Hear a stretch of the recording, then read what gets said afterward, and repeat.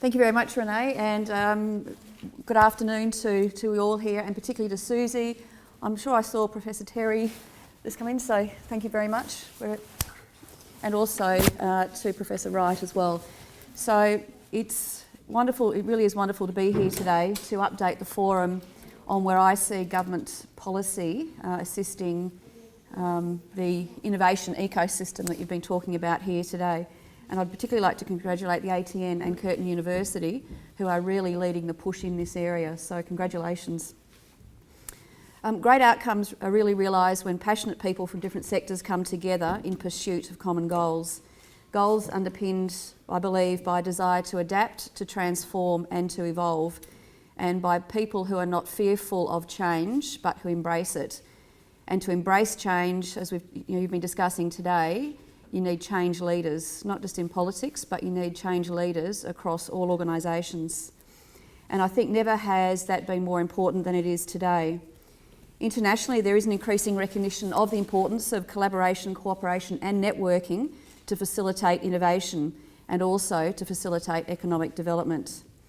While we are increasingly discussing the new buzzword of innovation here in Australia, we don't yet have a common understanding and a national plan for innovation.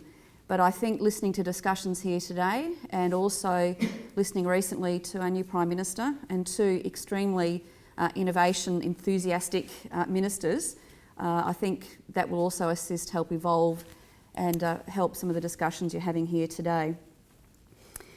I think innovation is essential to every industry, not just to thrive these days, but simply to survive.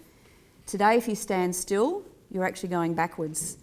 And in the era of disruptive technologies and the Internet of Everything, without rapid and continual adaptation, standing still means death. And it's not just for individual businesses, as we know, it's also for whole industries. And I think, as we all acknowledge, that many of the jobs that are plentiful here today will simply not exist in a decade. And it really requires all of us in this country to work together to adapt to this inevitability. As we know, innovation really is the buzzword of today in politics. You see it increasingly in the media and in public discussions. But I think today, if you asked any Australian, we'd get completely different definitions or understandings of what innovation actually is and how important it is and to our nation. It quite rightly, for everybody around the table, might have different, in fact does have different connotations for different sectors, and it can be seen from many different perspectives. But I think for us as a nation, we are now really embarking on a journey of national transformation and one to the economies of the future. And here from Western Australia, I equate it to 60 years ago when Sir Charles Court, when Robert Menzies and Lang Hancock, Tony Wright and others looked north with a common vision. They looked north to develop the Pilbara and to create a whole new industry. That was government at all levels and industry working together. And they did, they came together and when we didn't have international markets for iron ore, and in fact we had bans and limitations on it. And so as we look forward to the future, in fact to the present and to the future, I think we're at the same place that we were 60 years ago here in Western Australia. And so I'd just like to share with you what innovation, as a Senator for Western Australia, what innovation actually means to me. And for me, I do get some inspiration from the past, but also looking forward. And looking past, West Australia, I think as all of you would know, since its colonial days and then its transformation into a state, has always been a trade-exposed economy. So simply to survive here in Western Australia, we've always had to be innovative, to be productive, and to be internationally competitive. And so for me, coming from here, when I think of innovation, that is what I think of innovation. And as I'll go through in a minute, the focus of it now is how we commercialise. And that's why I've been so inspired to hear probably the best discussion I've heard in a very long time on the practicalities of how we start collaborating to bring that forward. Since becoming a senator for Western Australia, a little over about 15 months ago, I've been literally across the lengths and breadths of this state, and it has absolutely astonished me at how much innovation I've seen everywhere you go, and sometimes in quite the unexpected places. But with that goes a realisation of just how little we understand and appreciate just how innovative we are here in Western Australia. And I think one of the challenges for us in this state, and more widely nationally, is really to capture that further. What are our strengths? How are we being innovative?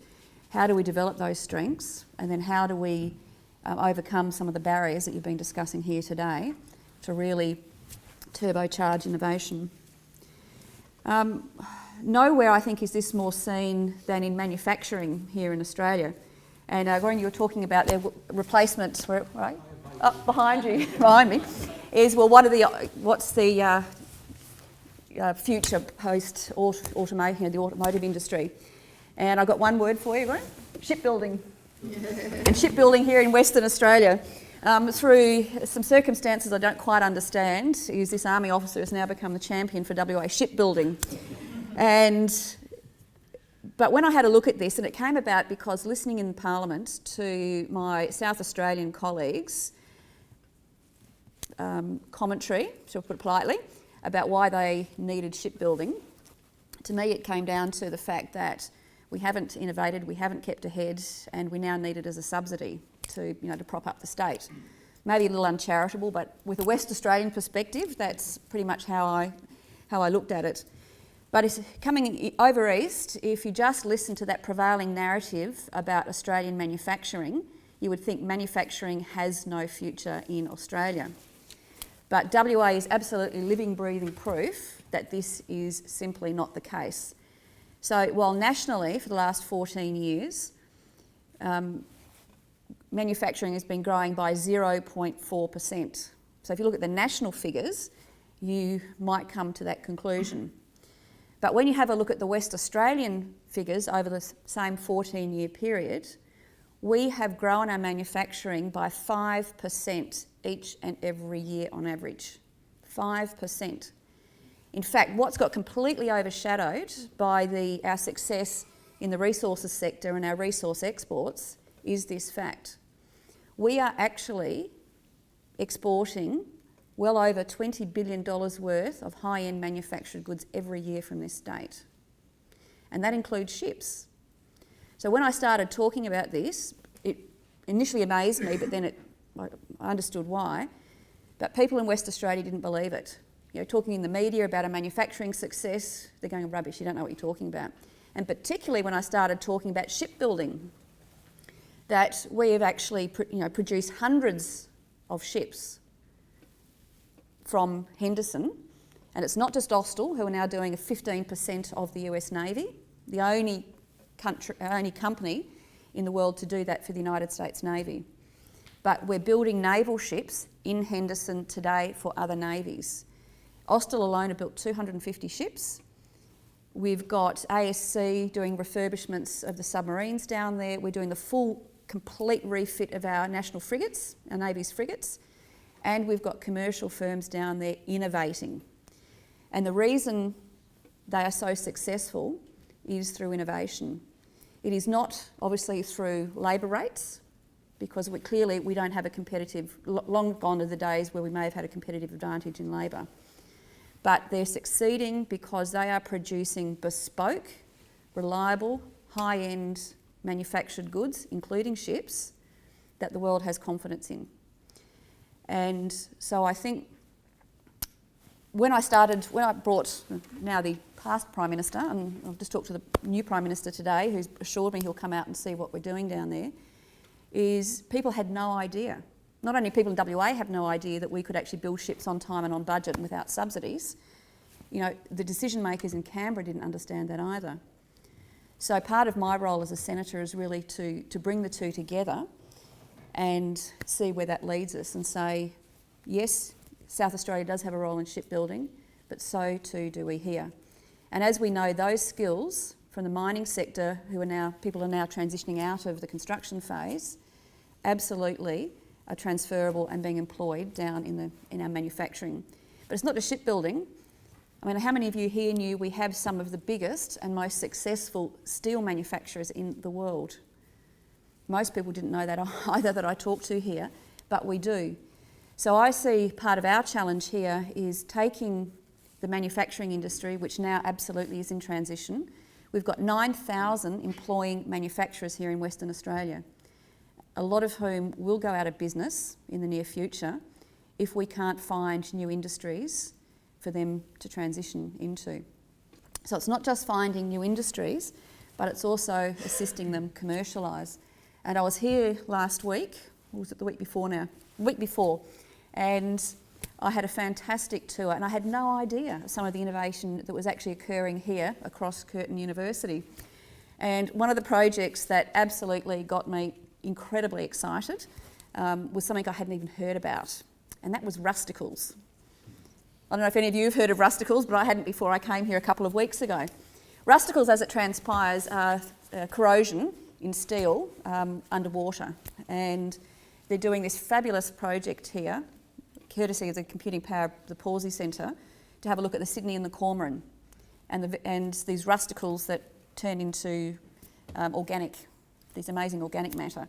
So having a look at that, I thought, well, my God, why aren't the rusticle people here talking to the shipbuilders and the steel manufacturers down at Henderson to innovate for new steel of the future that can resist deep sea corrosion? Huge application, shipbuilding, oil and gas industry. I mean, having steel that doesn't corrode, it'd be amazing. So these are the sorts of things I think that we can all work together on. But how do we actually get there? So these are some of the opportunities I see here in Western Australia. But last Wednesday, the World Economic Forum released its annual Global Competitiveness Report, which highlights that Australia is at the 5th and final stage of development as an innovative economy.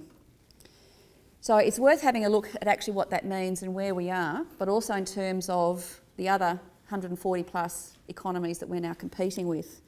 So the first stage of development is based on natural factors, where nations compete primarily on unskilled workers and their natural resources. But then as countries become more competitive, wages and living standards rise and start to transition into the efficiency-driven stage.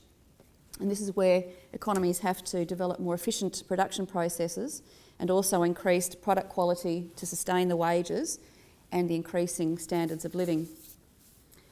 So it is at this point, competitiveness is increasingly driven by education, by skills and training, well-functioning goods and labour markets, developing financial markets and increased access to foreign markets.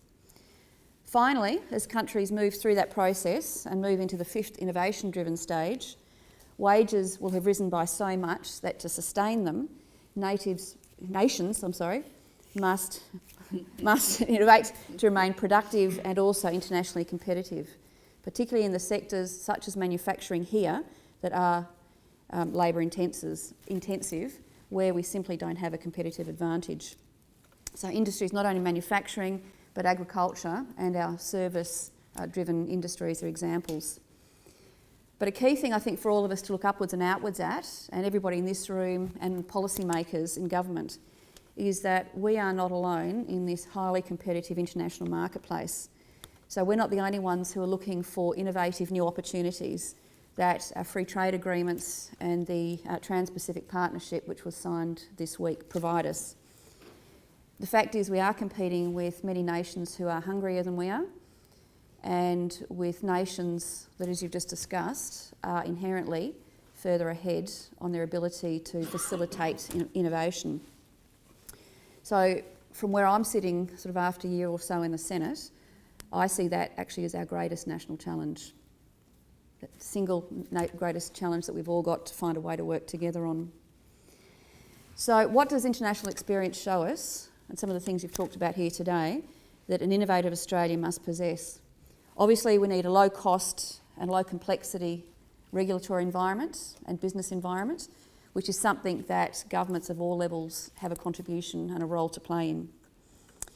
We need agile and flexible and diverse labour markets, something that is proving a challenge nationally for us in a policy sense to break through, but it is something that we must break through to move forward. Again, as you've discussed this morning, we need high investment in research and development, both in the private and public sectors, and we need significantly more investment and procurement in new technologies. I also think we need a much stronger focus and understanding of commercialisation in this country. And again, if we were going to target one thing and the factors, I think that's where we start. But like any transformative journey, whether you're in a public or a private organisation, you need to have a defined starting point. You need to have targets to work towards and to measure and report success against. And that is what we don't have, and that is what we need a national innovation plan for, so that we can set our pathway together along that journey. But as I said, a key figure for us to work on is that out of 30 OECD countries, we rank 29th in commercialisation. And if that is not a great target for us to start working on improving, then I don't know what is. But having a look at that, there are a number of other indices that I think we can use to actually bring ourselves up on that commercialisation index. And there's two national indices. The first one is the Bloomberg Innovation Index, which I think most of you would have heard of, and that measures 50 countries. And I just quickly wanted to go through where we sit on that, because some of them I think will shock you. They certainly did me when I read them. First of all, R&D spending as a percentage of GDP, we're 13th. Value-adding manufacturing per capita, 18th. Global share of high-tech companies is pretty good, it's 10%. People enrolled in post-secondary education and people in the workforce with a tertiary education are only 20th. Number of research personnel per 1 million head of population, we're 15th. And I think in WA we're actually at number 2 in the world. And this one, I think, is clearly something we need to work on, is patent filings per 1 million head of population, we are 27th. So clearly we've got a long way to go there. So that is 6, I think, useful indices, but I don't think it tells the whole story. And I think there are some other indices we can look at. So the next one is the World Economic Forum Global Competitiveness Index. I don't know if any of you have seen that, but they've got one particular pillar, which is innovation. And I'll quickly just run through those because I think they're very instructive for us to measure ourselves against. The first one is capacity for innovation, and that is skills pipelines, etc. We're 25th, but that's out of 140 countries. The quality of scientific research institutions, we're number 8. Company spending on R&D, 27th. Collaboration between universities and industry that we've been talking about today, we're 21st. Government procurement of advanced technical products, we're 70th. The availability of scientists and engineers, we're 17th.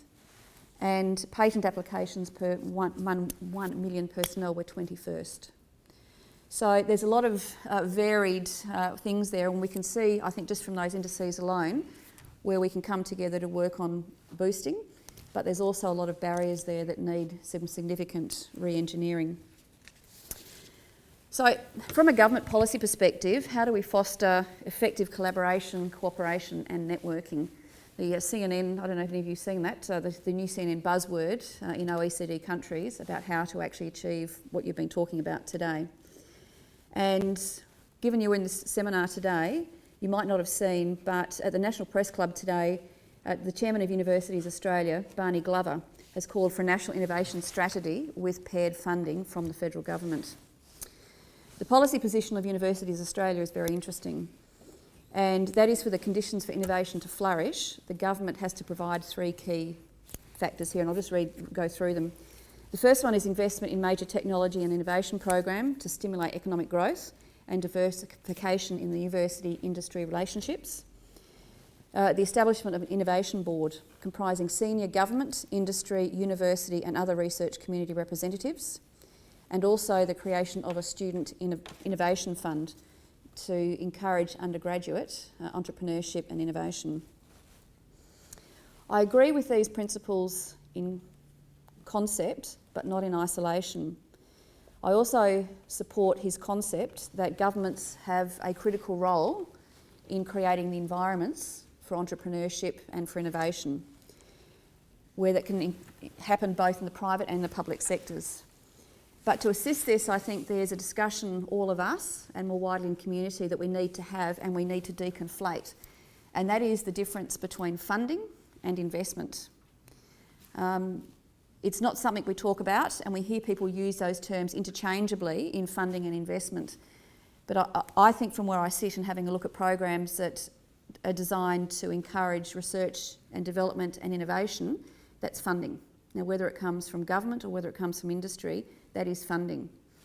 Whereas we need, in our journey on commercialisation, to really understand the difference to investment, which really is generally from the private enterprise, sometimes from government to support high risk organisations, but they are two very different concepts, and I think that is worthy of us understanding at this stage of our journey.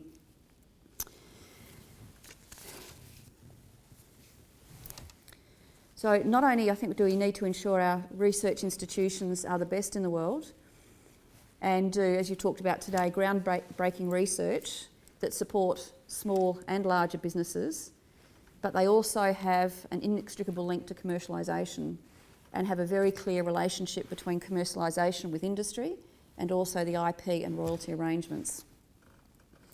So to achieve this, we need incubators, and going around the state, it's been really encouraging to see how many incubators of innovation are sort of springing up, a bit like a Kaizen blitz sort of across the state and across the nation. But the challenge is now, I think as a government, to facilitate them coming together to make sure that those who are being incubated are actually provided the support, whether it comes from universities, technical colleges, to do the research that they need to take to the next step. But the biggest message that I've had in all of these places, and including a forum this week, is the biggest gap we've got to commercialisation is when people have great ideas here, it's that anchor funding or the anchor guarantees they need to start doing the final bits of R&D, which are expensive, and also to then get their product to a point where the big investors will invest. And big money generally here for great ideas is far more available than that small niche market for funding. And it's at that point where we lose a lot of our businesses here in Western Australia. Is I've come across many businesses who have got this great idea, they've demonstrated commercial applicability, but then the Singaporean government, the US government or others have come in with that anchor funding and said, come to us, we will support you, develop you, and off you go.